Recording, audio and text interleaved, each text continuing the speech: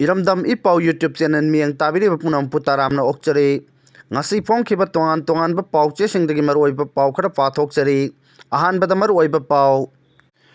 photo amadi video namnaba post tawringaida nongaina panbadagi sokle police na miyamda ka henba thabak chathadanaba amadi tathi tawaina tawdanaba hanagi CM N Biren na haikhre लिसिंग अनि कुंथ्रा फावदा अवांग नोंगपोकता लैरिबा जिउ लिसिंग मंगा का चनिपाल इजरेंदा पुनबा थौरांग अयाबा पीखरे अमदे कांगपोकपी डिस्ट्रिक्ट की रिजर्व फॉरेस्ट कोकथोक्तुना लम एकर चाटेता पोफी थारे हाइना हानगी chief minister N Biren Singh ना फोंदोखरे हौजिक पाउ संदोकना पिजरी लाइसेंस नोंमई पायरगा फोटो अमदी वीडियो नमनबा पोस्ट तौबदा सोइदुना कापथोरखिबा नोंमई मरुना पानबदगी फोटो नमरिबा मियोय अदु सोक्तुना नॉर्थ एओसी दा लेबा राजमेदी सिटी दा लाइकन नखरे हाइरी हाइरिबा थौदोक असि ngarang नुमिदांग पुंग 8 लोम तारकपा मतमदा हाइंगांग पुलिस स्टेशन की मनुंग चनबा कोंथा हाइबो मखोंगदा थोखिबने सोक्तुना राजमेदी सिटी दा लाइकन नरिबा मियोय अदुगी ममिंग असेम तोंदोनबा कवी मसागी सही 15 रोम सुरे महाकी यथंगबा पाम्बोमदा पानबा नोंगै मरुना थबाक लोमदा चंखिबने हाइरी पाव असिना मखाताना हाइ लाइकन नरिबा असेम तोंदोनबगी ममानबा अमना लाइसेंस पेरेन गन पायरगा लेपपगा लोइनना नोंगै पायरगा पोस्ट तौबदा नोंगै अदु कापथोरखिबने हाइरी थौदोक अदुगा मरी लेनना हाइंगांग पुलिस स्टेशन ना केस अमा लखतखिबगा लोइनना थिजनबगी थबक चथबा हौख्रे हाइरी पुलिस ना मियाम बुनुंगसिगदबनी ताथी तावैना तौबीबा चुमदे हाइना हानगी चीफ मिनिस्टर एन बिरेन ना फोंदोखरे पुलिस पर्सनल सिंगना मथौ पांगथोकपदा मियाम बुनुंगसिगदबनी कैदंगैदसु ताथी तावैना तौबीबा चुमदे हाइना मणिपुर की हानगी चीफ मिनिस्टर एन बिरेन ना फोंदोखरे वाफम असी कॉन्स्टिट्यूशन डे के थोरम यावबा लाकपदा पाउमिसिंगना हंगबा वहंग अमगी पाखुम पिरदुना हाइखिबनी महाकना हाइखि पुलिसना मिनुंगसिगा लोइनना मथौ पांगथोकदबनी फना खुदोंग चादबा तनफम मायोकनरबसु का हेनबा थौंग तौरोइदबनी इंटरनली डिस्प्लेस पर्सन IDP सिंगी मायोकता पुलिसना चथखिबा थौंग अमसुंग मियामना संगाई फेस्टिवल पांगथोकपा यानिंगदबगी मतंगदा पाउमिसिंगना हंगखिबा वहंग अमगी पाखुमदा महाकना हाइखि डेमोक्रेसी दा वायलेंस की चनफम लेते संगाई फेस्टिवल बॉयकॉट तबुगी मतंगदा हंगबा वहंग अमगी पाखुम पिरदुना महाकना हाइखि संगाई फेस्टिवल पांगथोकपा नत्रगा पांगथोकतबा हाइबसी लेंगा की अपाम्बगी मखा पोली हिरम असिगी मतंगदा करिंगबा कमेंट अमता पिनिंगाई लेते डेमोक्रेसी चटपा लेबाक ओइबनिना अपाम्बा मिने फेस्टिवल पांगथोकपदा अकाइबा लेते चप मानबा मओंगदा यानिंगदबा मियोइसिंगना मसागी अनिंगबा अपाम्बा वाखलोन फोंदोकपदसु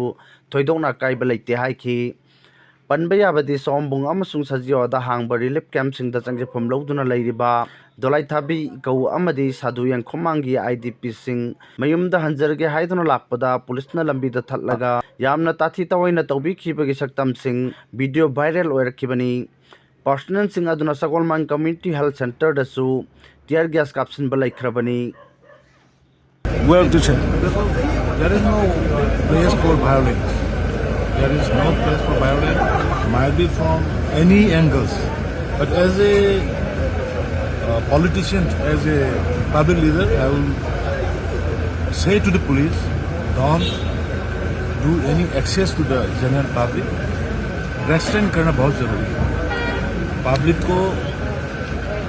friendly और humanly ट्रीट करना, ट्रीटमेंट देना, बातचीत करना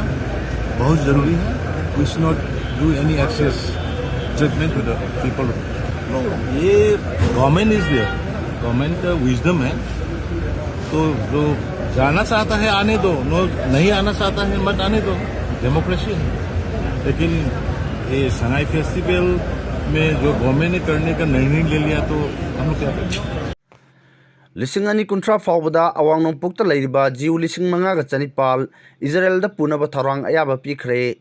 इंडिया की अवांग नोंगपोक लमदमदा लेहौरिबा जिउ लिसिंग मंगा का चनिपान कुमजा लिसिंग अनि कुंथ्रा फावबगी मनुंगदा इजराइल दा पुनबगी थौरांग इजराइल की लैगांग अयाबा पीखरे जीविश एजेंसी फॉर इजराइल ना फोंदोखिबगी मतुंग इना बिनय मनासे हाइना खंगनबा फुरुप असी अवांग नोंगपोक इंडिया दगी इजराइल दा पुनबगी थौरांग अमा नवंबर 19 दा इजराइली गवर्नमेंट ना अयाबा पीरे ममांगदा हाना अयाबा पीखरबा जिउ लिसिंग अमगा चनी यावना पुन्ना मियोय लिसिंग मंगा चनिपान कुमजा लिसिंग अनि कुंथ्रागा फावबगी मनुंगदा इजराइल दा पुनबगी वारेप अमा लैंगाकना लौखिबसी सिंथानिंगाई ओइ हाइना जीविश एजेंसी फॉर इजराइल ना फोंदोखि एजेंसी असिना मरु ओइबा थौदांग लौरगा इजराइल की चीफ कैबिनेट कन्वर्जन अथॉरिटी अमदी पॉपुलेशन एंड इमिग्रेशन अथॉरिटी का खुसमनदुना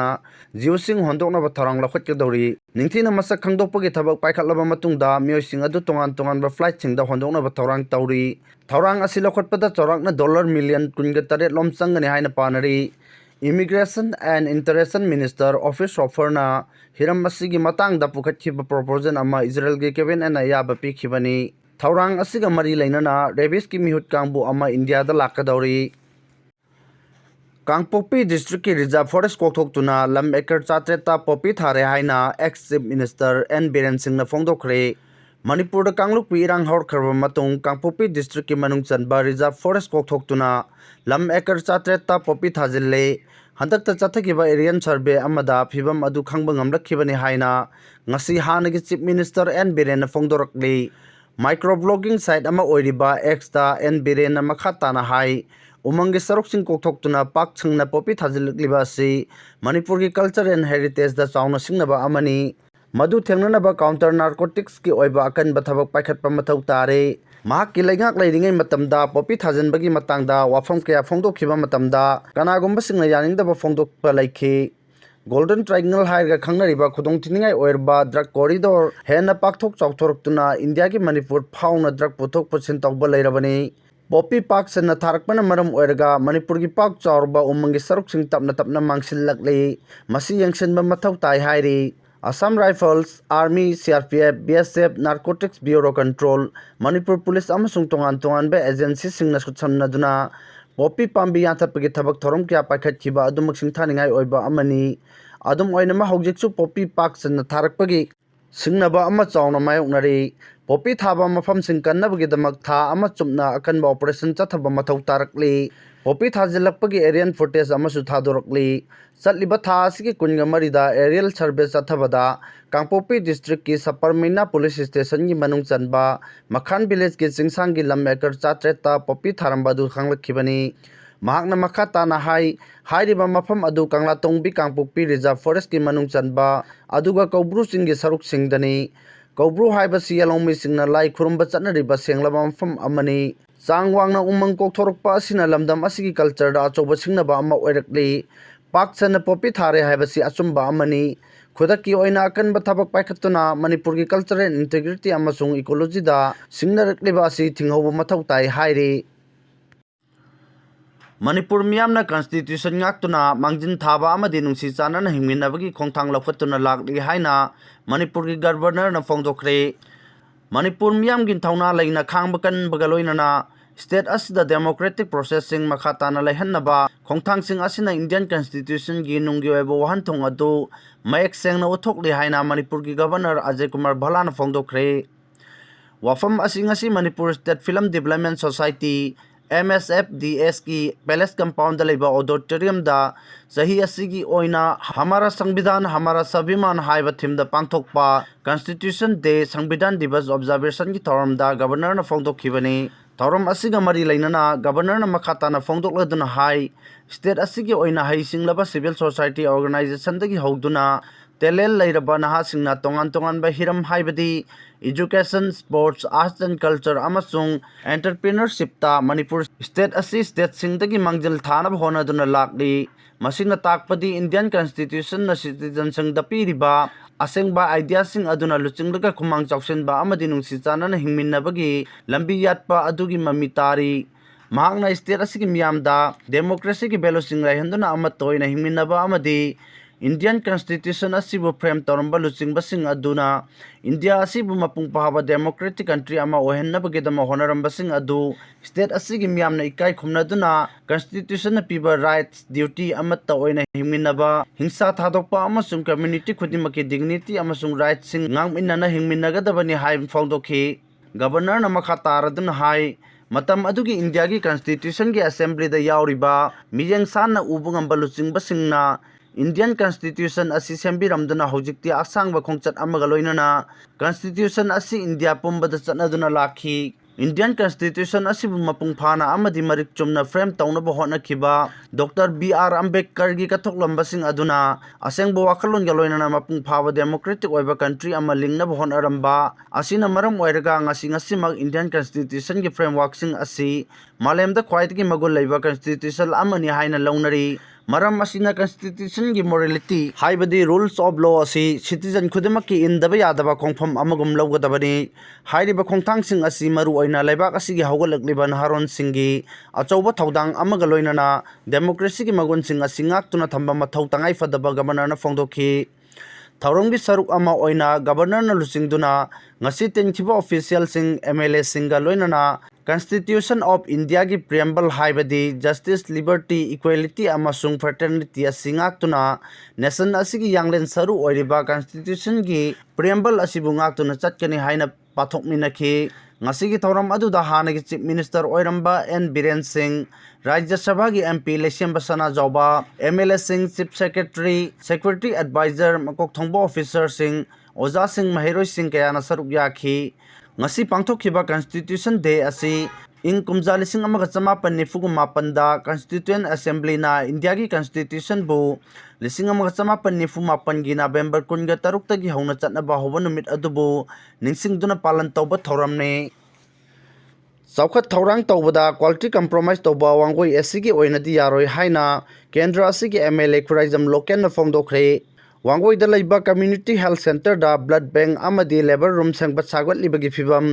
ngasi वांगोई एससी की एमएलए खुराइजम लोकेन ना हकथेनना मफम अदुदा चतुने यंगसिनख्रे हॉस्पिटल असि की अनौबा एक्सटेंशन बिल्डिंग सेंगबतलिबगी इंप्लीमेंटिंग एजेंसी ओइरिबा health and family welfare engineer cell की AETIs रोनाल कुमार स्टाफ सिंह CIC वांगोई की medical officer incharge Tekcham Tampha अमदी स्टाफ सिंह याउना अनौबा बिल्डिंग सेंगबतलिबगी फिबम यंगसिनखिबा दुदा नौना सेंगबतलिबा स्ट्रक्चर अदुगी क्वालिटी ngaktuna सेंगबत सागतलिब्रा हाइबसु मल्टीफंक्शन रिवर डिटेक्टर सिजनदुना यंगसिनखि खोंगचत अदुगा मरी लैनना एमएलए खुराइजम लोकेन ना हाई वांगोइदा लैरिबा CIC असि लमदम असोमदा लैरिबा मियामगी ओइनदी यामना मरु ओइबा हॉस्पिटल अमनी हॉस्पिटल असिदा अनाबा मसिंग यामबना मरम ओइरगा हॉस्पिटल असि डिस्ट्रिक्ट हॉस्पिटल की थाकता ओंखटपा यारबनी हिरम असिगी मतांगदा स्टेट अमदी सेंटर लाइंगांगना खंगबदगी हॉस्पिटल असि पाकथोक चाउथोहन्नबगीदमक सेंथंग पिथदुना सेंगवत सागतपगी अयाबा पिरकपनी क्वालिटी द कंप्रोमाइज तौबा असि वांगोई एससी की ओइनदी यारोय अथॉरिटी नतना अथॉरिटी साबा यारोय इसा इसाना वाखल ताबियो हाइखी युंगांग पुरकबा ट्रक लंबीदा मियामना थटलगा थुगाइरुबदा पुलिसना टियर गैस कापख्रे जिरिबाम फाउदुना लाकपा ट्रक अमा ngarang नुमिदांग अथेंगबदा खुंबोंग बाजारदा मियामना नमदुना खामहलगा चेक तौरुबदा युंगांग थन्ना यावबा ट्रक ओइरंबदगी मतम खरा फाजिनदुना थमलुरे पुलिसना ट्रक अदु मखोइना फारगा पुरकपनि हाइरबा फावबदा मियाम अदुना थादो हाइबा याखिदे युंगांगसिंग अदु मफमदुदा थुगाइदुना मांहनगदबनि हाइदुना मथंग मथंग लौथरगा थुगाइबा होरखी पुलिसना खामबदा यारक्तबदगी टियर गैस सेल क्या मरुम कापतुना मियाम अदु तंखाइरबा तुंगदा